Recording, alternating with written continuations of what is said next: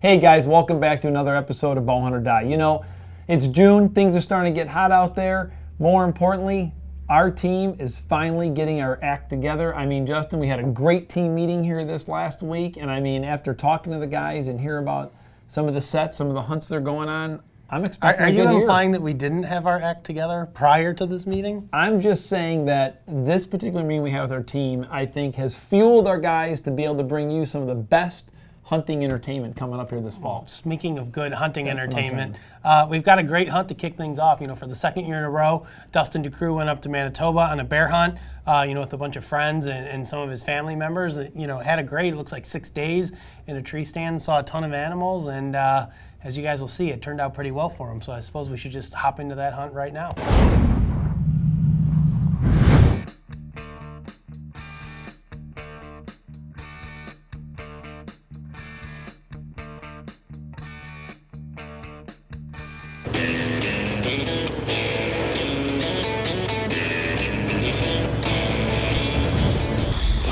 Well, it is day number 1 in Canada. I'm going to make this fairly short because we're a little bit late getting in here. We had to hang a lone wolf for Rich, but I had a stealth cam up in here, actually. The outfitters did, and got an absolute giant bear in here. He's been coming in really late, so this could be one of those situations where the camera saves his life. But we're going to risk it and see what happens. I'm not going to shoot him if I don't have camera light, but it should be good. There was a bear in here, and we came and checked it at about noon. So it's a beautiful spot.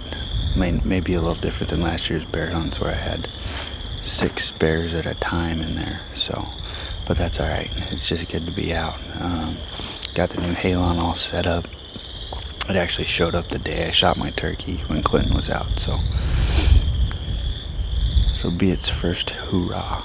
But anyway, we're gonna shut her down, spin her around, and see what happens.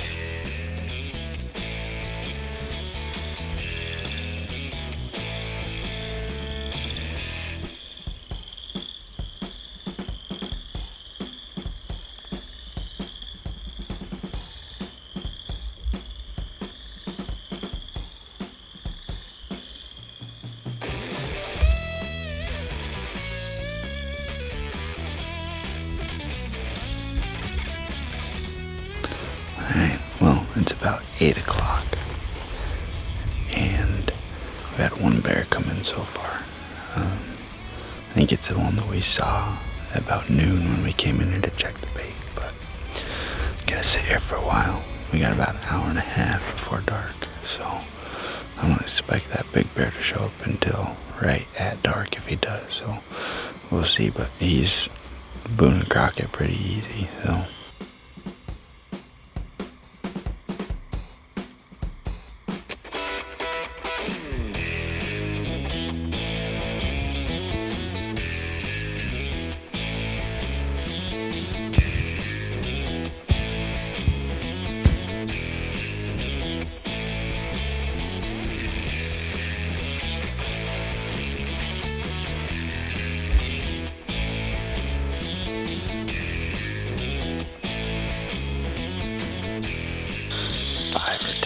Of camera light left, and then we'll call it a wrap for day 1. But pretty cool, pretty fun to be out in the spring. So I only got like 10 or 15 mosquito bites instead of like 10 or 15,000. So that's good news.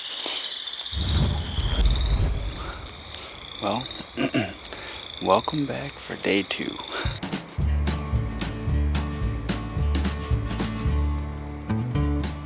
I got 4 days of hunting left after this, so filming my bear tag's not my concern right now. But I'm in here. I shot a really good bear last year, and there's so many bears, there's so much activity that to me it's just worth it, sitting here trying to see if I can kill a giant. So it's a beautiful night. there's enough wind that the mosquitoes aren't really too bad. So you can never complain about not having mosquitoes in Canada.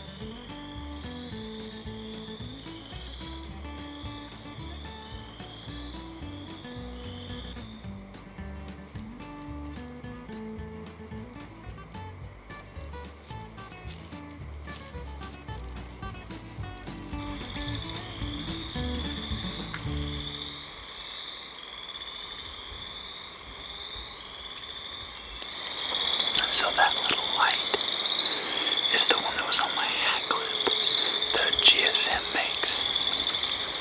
And that bear went over there and stepped on it and turned it on. And I found it. I thought it just fell off last night. You can't make that up. That's freaking awesome. Well, anyway, about out of camera light. The ranger should be on its way to pick me up shortly. We're gonna get out of here. Go eat some dinner, and we'll be back tomorrow. Well, welcome to night number 3 in Canada. I brought in my Tinks glazed donut and sprayed some down there, and then I was going to spray some up here, and it leaked all over my hands. Well, it didn't leak. When I pushed the button, I sprayed it all over my hands. So I've got glazed donut all over my tree, me, and everything around me. So good thing we got the hunter safety harness. In case he decides to come push on the tree a little bit, we'll be alright. But I think they were coming around 9 o'clock. So we got a few hours until then, but that's alright. Good time in the tree.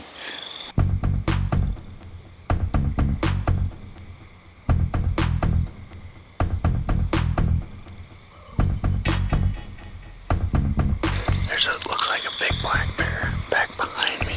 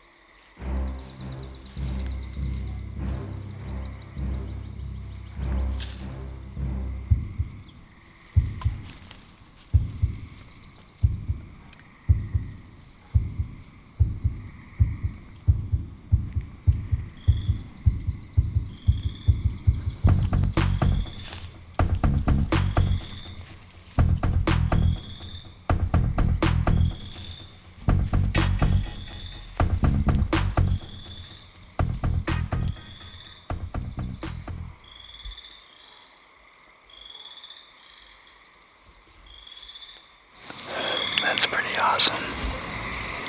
He's a good sized bear, but he's not huge. He's pretty. Like, part of me doesn't want this hunt to end. That's a good bear though. But now that I've seen pictures of that cinnamon bear, I'm kind of like, well, let's maybe wait and see what happens. But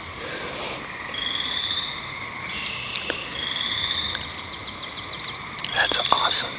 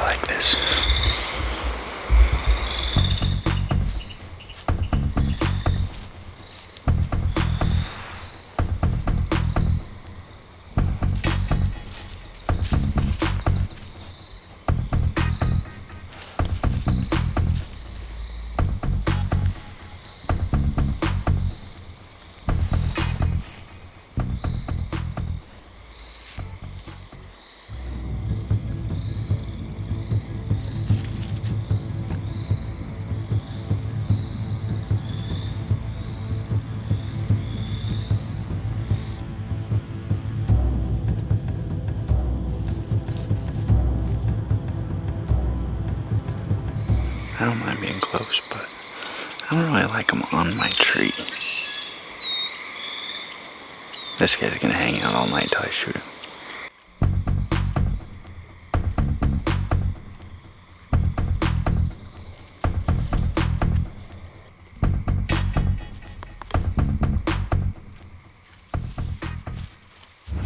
Alright, well, it is night number 4 in Manitoba, and back at the same bait we were at last night, looking for it's a color phase bear that was really pretty that came in here 2 nights ago, or maybe that big black one that came in last night. So anyway, we're going to set up. It's really windy.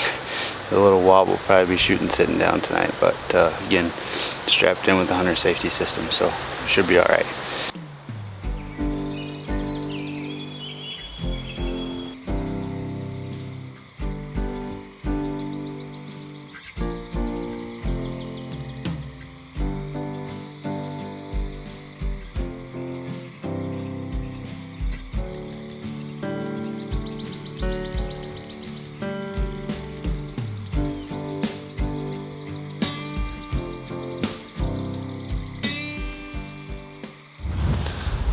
Well, it is night number 5.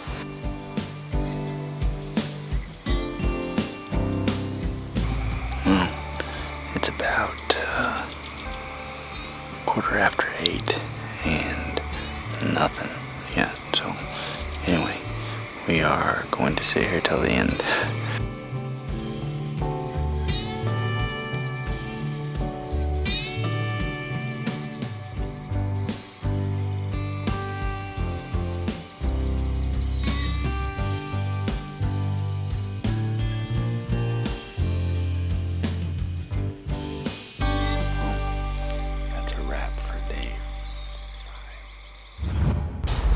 Welcome to the tree. It is my last night in Canada. We're actually going to take off at like 2 in the morning when I get back to camp after dinner, and so this is it. But this is my dad shot a bear out of here. My dad's buddy shot a bear out of here, and there's a really nice black bear that's still on camera. So I've got 2 stealth cams and a POV, and then the Tacticam, so we'll see. Maybe it's one of those deals, last hour, the last day. So either way, it's been a great trip. You know, it's not about, I've said this before, it's not about shooting a bear for me. It's about being out here, good friends, good family, good time. So I could have shot a lot of bears, but I haven't. So anyway, we got hot dogs in the tree. A little bread, a little beaver meat. Oh, ought to do the trick. Let's see. Bowhunt or die.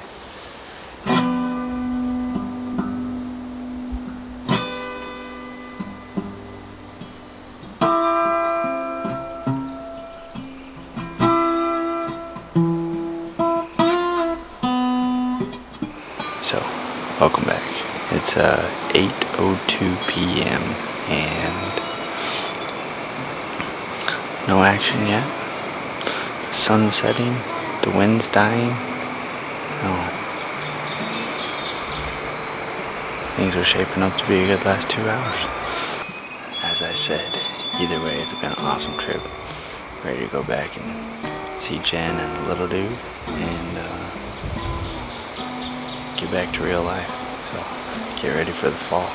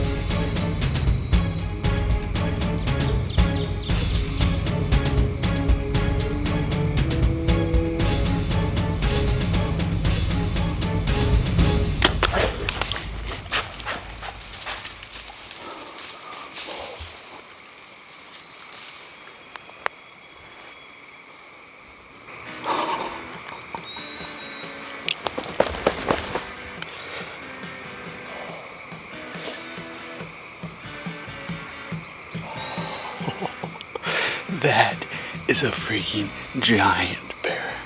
I think he's collared. I know he's collared. That bear acted like no bear I've ever seen before. Holy crap, I gotta hang this up or I'm gonna drop it. Oh my gosh, it's been, I don't know, 45 minutes, 30, I don't even know what time it is. Hey, I spotted him over there. He went downwind, circled back, stayed right here at 25 yards for 15 minutes. The camera's still running. Oh my God. I had to draw back when he was right here because he was so edgy. The shot looked good. I didn't hear him moan, but I heard a crash over there. Holy crap, I'm gonna watch the footage, but that right there is why you wait. You know, I was totally prepared to go home with no bear, and that's persistence pays off. But oh my God.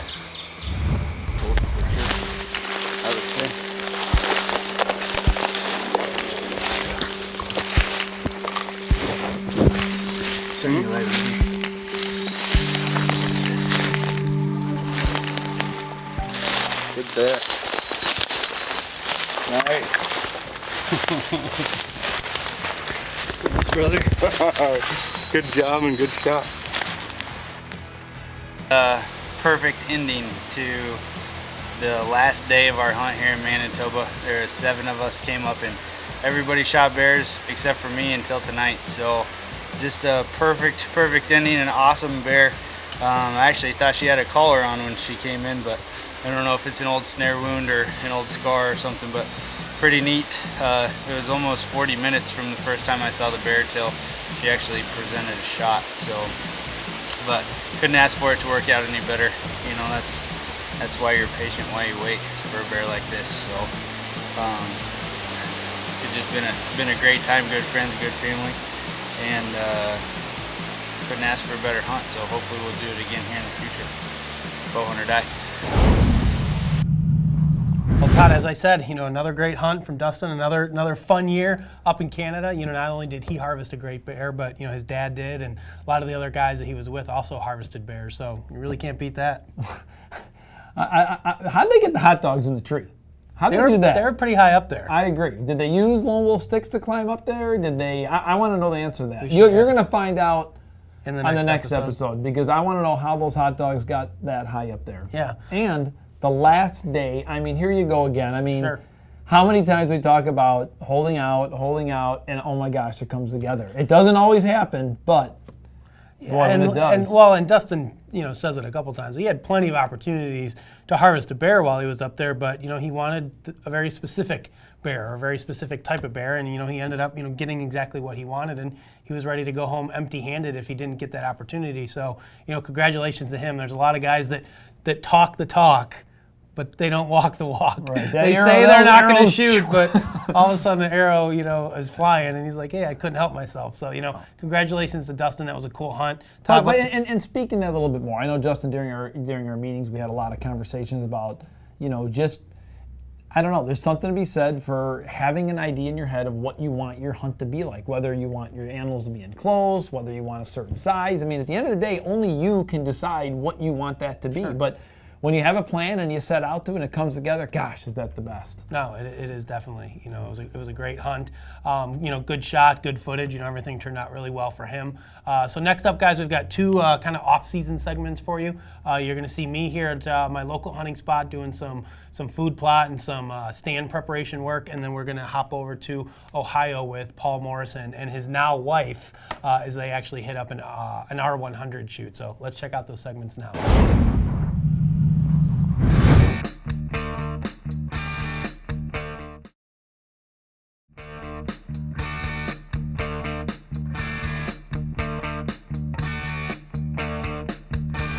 All right, guys, good morning. It's mid-June here in northern Illinois, and you know, we had temperatures in the 90s yesterday, We got temps in the 60s today, which is a blessing to come out and do a little bit of work. As you guys can see behind me, we've got what a lot of people would call a poor man's food plot. My buddy Mike that I hunt with out here, him and I have been maintaining this plot. This will be our 3rd year. We've 100% done it by hand up to this point. We come in with backpack sprayers. We killed everything that first year. We spent a lot of time raking the dead foliage off of the plot to uncover the dirt. And you know, it's done fairly well for us. We put a mixture of Heartland Wildlife brassicas, like winter rye and buck forage oats in here, and it does pretty good. So we're going to stick pretty much with that same plan this year. One thing we're going to do differently is we're going to bring a rear tine rototiller in here probably in August before we plant, to try to turn some of this soil over and get rid of some of these high and low spots that have been causing us problems the last few years. So that's the one thing we're going to do differently this year. Today what I'm doing is I got a backpack sprayer, and I'm just going to walk around. I'm going to kill all the green foliage here. Just makes our lives a lot easier come fall when we go to plant this. So usually we come in here twice, maybe 3 times a summer, spray this down, keep it, you know, nice and dead so that we can see the dirt. And then we come back in the fall and we'll plant it. If you guys could see, I got a stand right up in one of these trees back here. It's a lone wolf. You know, ultimately this plot is designed to kill probably the one and only buck we're going to have on hit list this year, which is Jay Cutler. He's going to be a 5-year-old deer this year. Last year, if you guys remember, I had some awesome encounters with him right around Halloween and into the first part of November. I just couldn't get the job done. So hopefully he made it through the season. We got pictures of him all the way up into like February till we stopped running cameras. So we're pretty sure he's still going to be here this fall, and he's going to be the #1 buck that we're going to be chasing. Last year, I had a multitude of images of him in this food plot during daylight. I don't think that he was necessarily feeding in here a lot. I think what he was doing was coming through looking for does. This plot has does in it almost every morning and every night during the season. They don't stay here for a long time, but what they do is this gives them an area to pass through on their way to bedding and back to food at night. So I think what these bucks do is they tend to just kind of cruise through here in those evenings or in those mornings looking for those does. So I mean, it's a great stand. It's a good south wind spot, good access. Hopefully we'll be able to harvest something out of that stand this year. It's one of the stands that I'm banking on hunting a fair amount, since I'm going to be sticking here close to home with my wife having our 3rd child here in around Halloween. My trips out west, you know, 2 hours away to hunt the lease, are going to be at a premium this year. So going to focus a little bit more on doing some work here at home. You know, I'm only 20 minutes away. So let's get to it. We got some spraying to do, we got some machete clearing to do, and then we're going to check a couple trail cameras. So let's get to it, guys. Bow hunt or die.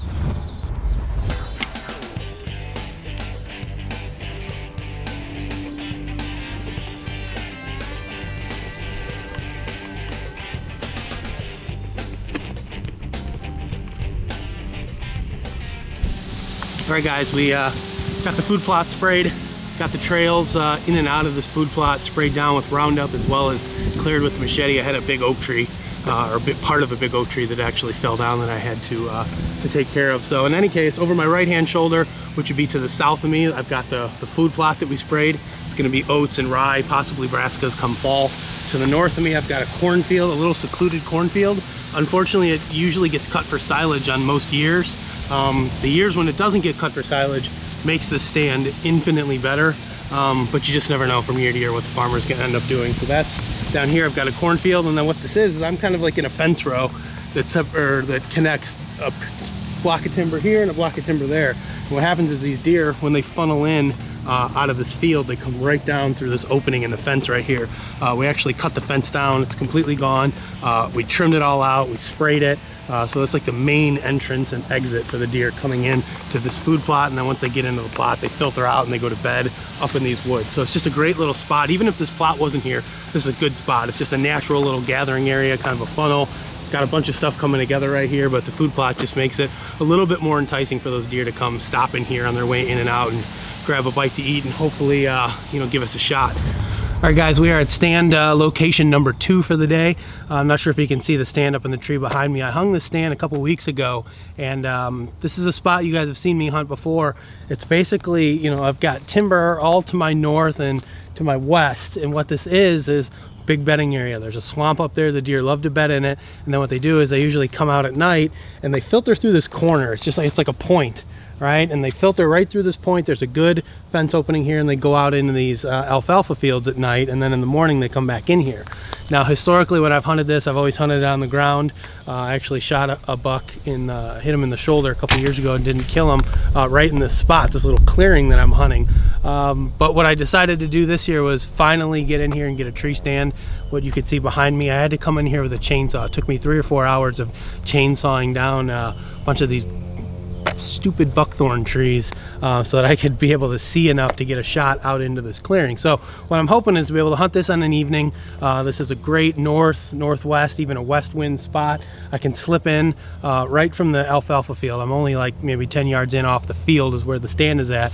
So my plan once it gets closer to season, I'm going to clear a little trail from the edge of the field into the stand, and I'm actually going to cut, there's a fence there. I'm going to cut the fence, but I'm going to leave it closed with like a carabiner or something, because I don't want the deer to start using my entrance and walking underneath my tree. So what I'll do is I'll clip a carabiner on there, and then when I want to come hunt, I'll unclip it when I want to walk in. Just a little tip in case you guys are wondering out there. It's the first time I'm trying it, but it sounds like it should work anyways. But the reason I'm actually here today, since this stand is trimmed out, is I'm actually spraying all of the stumps of these trees. I've already started to sprout new growth, and I do not want these things coming back to life. I don't want to ever have to do this again. So I came in here with some unconcentrated Roundup or some glyphosate, and I'm actually treating all the stumps with pure Roundup to try to kill these horribly invasive, terrible plants. All right, guys, I put this camera here a couple weeks ago when I trimmed this stand out. As I was walking up here, there was actually a deer way out across this alfalfa field. Looked like a big one, but of course I don't have my binoculars because I'm dumb. But in any case, you know, this is a pretty classic example of how I like to hang my trail cameras. So I'd like to get them about head height, so they're about 6 feet or so off the ground. So I like to use these screw-in stick and pick mounts. They just leave a lot less scent than a strap on a tree is going to do. Plus it's going to get the camera up out of the deer's immediate line of sight.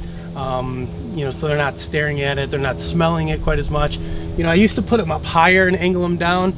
The problem that I kept having was I was getting just a ton of pictures of rabbits and squirrels and possums and coons and every other animal that walks by it. I feel like this 6 foot range, if I angle it just right, I'm not getting as many of those small animals, and I'm still, you know, catching a lot of the deer and just kind of getting the camera out of the line of sight of anybody walking by. So we're going to take a look, see if this thing's got any action.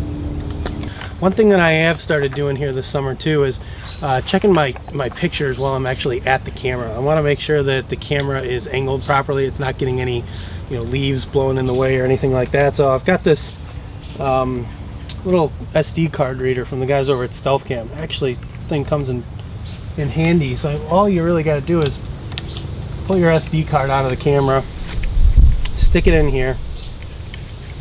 Of course, there's an app you have to download first.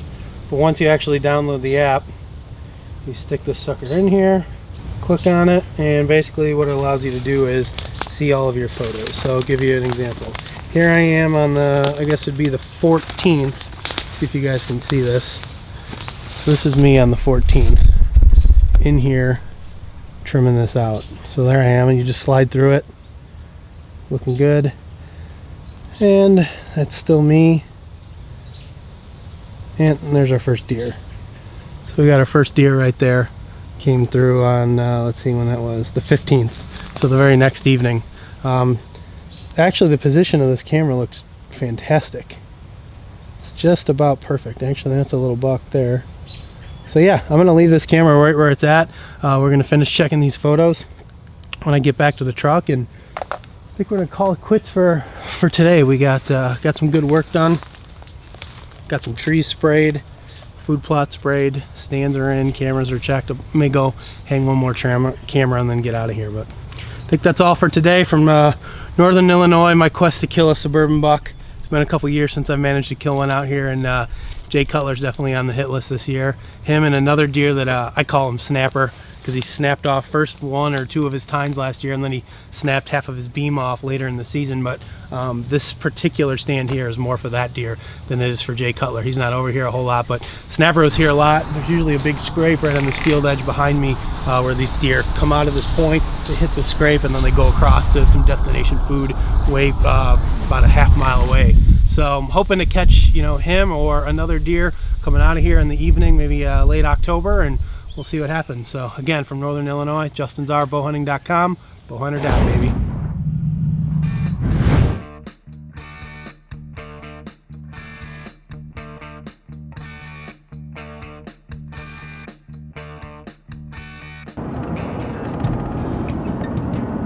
Well, welcome to Southeastern Ohio. We are headed to the R100, sponsored by Reinhardt. And if you don't know what that is, well, we're going to try to give you a little look into what they do there and have the process and everything. What it is a 3D shoot with some really cool targets, and you shoot 50 targets, 50 North American or 50 African targets. They have some really cool setups, and you can pre-register for this, or you can go directly to the 3D shoot and register there. So me and my woman are going to go out and we're going to shoot through the African safari hunt today, and hopefully have a good time, maybe put up some good scores. It's a really fun hunt. You know, you keep score, but that's not what it's all about. So we're going to go there, we're going to get some practice in. We got a bear hunt coming up in the next couple weeks, and hopefully we'll get some of those real-to-life hunting situation shots, and maybe we can make it count. That way when we're in the woods, we can make that shot count. So we'll get there here in a couple minutes, and we'll show you what we're doing this weekend, trying to make sure that our hunting year is successful. Well, we're here and we're gonna go get signed in and registered and ready to go. Paul shot yesterday, so he's already registered, but I'm not, so we're gonna go in and get things done. Well, this should be fun today. Yesterday we got a pretty late start, so we kind of had a ton of people that we waited on, but it still went pretty smoothly. But today we're a little bit earlier. It's about 8 o'clock right now. We're gonna get out there and start shooting the African safari hunt this morning. So let's go and we'll see how it goes.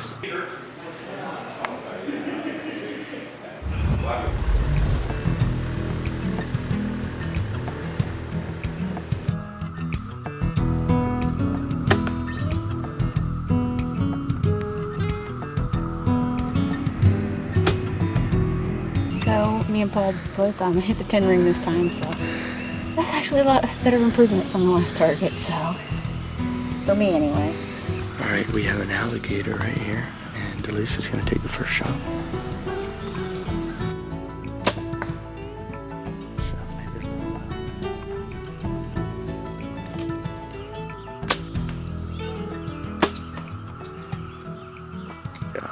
So not every 3D shoot do you get to shoot a giraffe, but at the Reinhardt R100 you do. So this should be pretty fun. 48 yards.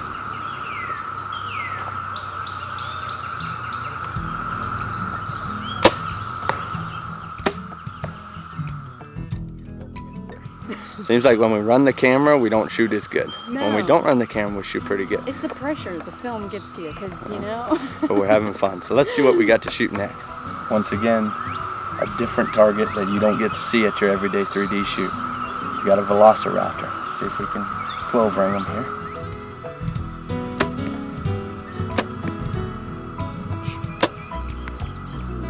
All right, problem with these big animals like the giraffe and the elephant, they have a big kill zone, but you're at 45 yards here, which is a pretty easy shot, you think.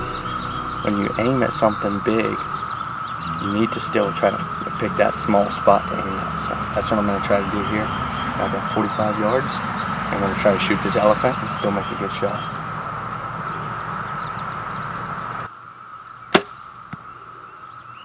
Ooh, I think you shot better than me. It's definitely a lot harder on a big animal than you think it is when you're shooting the targets.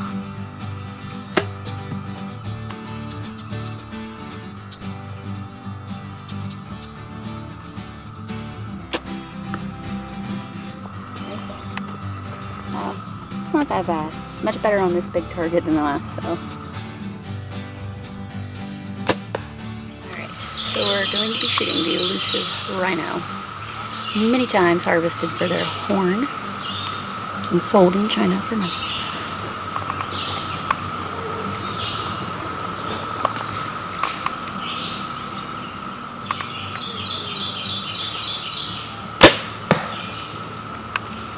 Nice shot.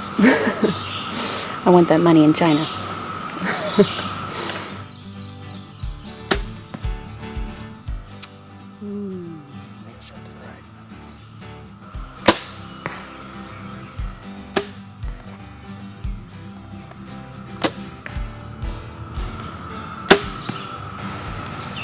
This is Delisa's shot. The 10 right there. There's the ring. And then here's this outside ring. Comes up right on this outside. That's out. Shot out. And I'm right in the top of the 12. We both shot pretty good there. So we are at a lion, which is pretty exciting because it's on my bucket list. I mean, I know it's a target, but this is in my price range, so.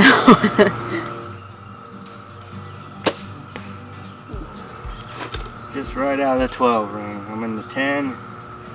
Delisa's in the 10 as well.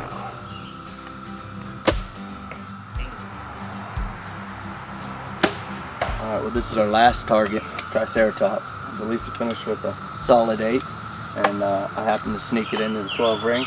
So makes for a good shoot, and we're going to go back to the clubhouse and We'll be leaving Jurassic Park and the dinosaurs are back to extinction. see how we shot.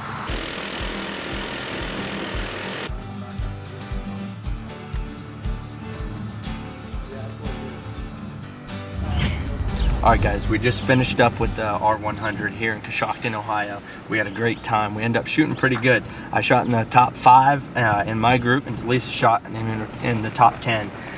If you've never been to a 3D shoot, you need to check out the R100. Hopefully coming to the state near you.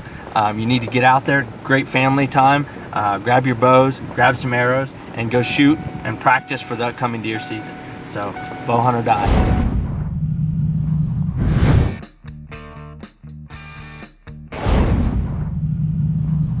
You know, with baby number 3 on the way, Justin is putting the early season in here fast. I mean, he is making sure everything is trimmed, proper, hung, and ready to roll, aren't you? Baby or not, I want to do it earlier in the year, the better, while we still had some of those cooler temperatures. It looks like it's going to be pretty warm this weekend.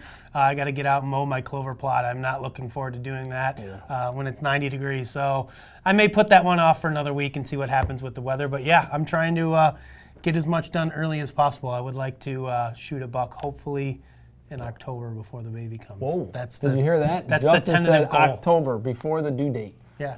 I'm usually pretty good for shooting an October buck every year, or at Are you least having darn? an opportunity to shoot a buck in October. So I hope you do. yeah, I And then always hope he shoots deer. See, everyone always thinks that I hope Justin doesn't get he one, just but says I really that do. secretly, and then he sabotages me in the back end. That You guys doesn't aren't happen. watching. That doesn't And then we've got Paul and Delisa over there in And Ohio. his woman. What? Paul. Paul and his woman. That's his wife. So they actually just got married this past weekend. They're on their honeymoon right now. They're actually bear hunting on their honeymoon. So congratulations to Paul and Delisa on their marriage. But man, it looks like they had a great time out at that R100 shoot. Guys, this is a shoot that travels all around the country. They go state to state, pretty much every weekend. So make sure you check out their website. It's r100.org. You can find the full schedule and the list of events. And if you guys want to go out and have something fun to do during the off season and shoot a bunch of targets that you normally don't get to shoot at, this is definitely the event for you. What about that wire transfer money that she's collecting from China? Do we have to follow up with her on that? Or? Yeah, we better get a cut of that. I think so too. Although I think that may be illegal, so maybe we don't want to Whoa, cut of it after that's a all. good We don't know point. anything about any of Nothing. that. So, guys, Those that's are all fake the rhino horns. that's all the in the field action we've got for this week. Of course, we want to take just a couple seconds here to thank the folks who sent in their trophy photos. Sean Burns, Eric Brown, Mike Severin, Andy Lippo. and Tom Billett. Hey guys, those are some great trophies. If you'd like to see yourself right here on an episode of Bowhunt or Die, make sure you don't waste any time and get your photos in early, because I tell you what, we got a lot of photos coming in nowadays. They really start stacking up towards the fall. So if you guys want to get in, you're probably better off sending your photos during the summer months when it's a little bit slower than it's going to be come October and November. So Todd, what piece of advice do you have to leave everybody with this week? Anything good going on? Well, data, trail cameras. I mean, when it comes right down to it, I mean, the sooner you can get on the big deer and where they're hanging out and start figuring out your plans early is definitely better. I mean, I know I already have a lot of trail cameras out. I'm already getting a bunch of data. I can tell you one thing not to do is I have a few extra cameras I forgot to check last year, and now I don't know where I got that trail camera from, but man, is there daytime activity. So label your trail cameras, know where you put them, don't make the mistake that I way when made. you get home and you're looking through your photos, you're not going, where was this camera at? I'd really like to hang a stand over there, and then you forget where it is. But actually, you know, my advice for this week was also going to be trail camera based. You know, here where we live in Northern Illinois, I don't know about the rest of you guys, the mosquitoes are horrendous. You know, they're just starting to get bad right now. So some of those areas for me that are harder to get to, maybe a little bit longer walk from the truck, honestly, I'm putting my cellular cameras out in those spots and just letting them run so I don't have to go out there and deal with the bugs. The ones that are easy to check that are, you know, you could pretty much drive to them, whether it's with your truck or with an ATV. Those ones, you know, I like to go put on field edges, alfalfa fields, soybean fields. I really like to stay out of the woods during the summer months. I mean, it is not fun to go walk around when the woods are super thick and buggy and it's hot, and I just like to stay out, keep my cameras on the edge on the food sources, start taking an inventory of what deer are around, because October's right around the corner. Well, and there's some little handy gadgets you can buy too, guys. I mean, you know, obviously Thermacell makes a nice product that you can wear when you're out in the woods or when you're doing those R100, you know, 3D shoots. Sure. You know, when I'm picking raspberries in my yard, I got this really silly, I mean, I think I bought it for $2, you know, just one of those little head nets you put over your head. He gives me these looks all the time. I mean, how do you not? Because they work for $2. You throw this little thing over your head and you're not getting eaten alive, and you're able to get a bunch of extra berries or have the extra few minutes. Are you wearing those fun sleeves that you bought last I'm year? telling you right now. When you're picking your raspberries, so you don't get all because cut I up? know what the raspberry bushes look like. For some reason, poison oak and ivy, I don't know. For some reason, I know what it looks like, but I seem to never see it. I just get it. So yes, I'm wearing my sexy arm band sleeves. I don't whatever you believe call it them, arm until I warmers. see it. Okay, fine. I'm on footage. I got them. So. Guys, that's all the action we've got for this episode of Bowhunt or Die. Be sure to check back right here in 2 weeks. We've got some more great bow hunting action for you, so we'll see you then. For more exciting action, be sure to follow us on Facebook, Twitter, and Instagram, and receive live updates from our team members, as well as the latest happenings in the bow hunting and archery world. Be sure to share your photos, stories, and experiences as well. And don't forget to pick up your official bowhunting.com and Bowhunt or Die gear by visiting bowhunting.com/gear. We have a full selection of hats, shirts, decals, wristbands, and much more. Dude, you are like the worst person as far as like the addiction to the phone thing. I thought I was bad. No, Horrible. I'm not addicted. Dude, the trail cameras are bad. You're like this constantly. Your phone must beep. I bet you don't go 2 minutes throughout the entire day without your phone beeping. Is that true or false? I don't think it right now.